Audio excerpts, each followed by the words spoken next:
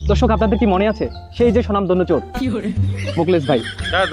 আপনি একবার তাহলে আলকাস একবার মুকলেশ, আমার নামটা নবাব, নব একারে বাপ। আচ্ছা, ঠিক আছে, হ্যাঁ ঠিক আছে। আসলে একজন চোরের নাম যে নবাব হতে পারে সেটা আমার মাথায় আসে না। ওখানে আমি কিছু কথা বলতে চাই, কি বলবো? হ্যাঁ বলেন বলেন বলেন। ক্যামেরার দিকে তাকায় কমু। হ্যাঁ আচ্ছা, সম্মানিত দর্শক বিন্দু, আপনি এমনি নর্মালি কথা বলেন, মানে আমার সাথে যেভাবে কথা বলছেন ওইভাবে বলেন। বক্তৃতা কথা করতেছি আমরা বলবো। হ্যাঁ হ্যাঁ হ্যাঁ।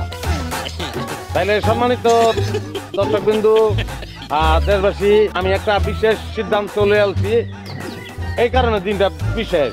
আমি গরু চুরিটা আর করতাম না। আমি আসলে জাগো বাচ্চা চুরি করছি, জাগোর কাছে ক্ষমা পাচ্ছি, সবাই আমার মাফ করে দিয়ে আল্লাহর রাস্তায়। সমস্যাটা হয়েছে কি, স্বভাব বুঝছেন, এমন খাচ্চার স্বভাব, এমন একটা বাজে জিনিস, এটাকে কন্ট্রোল করুন খুবই কঠিন হয়ে যায়, কিন্তু আমি এটারে কন্ট্রোল করে ফেলছি।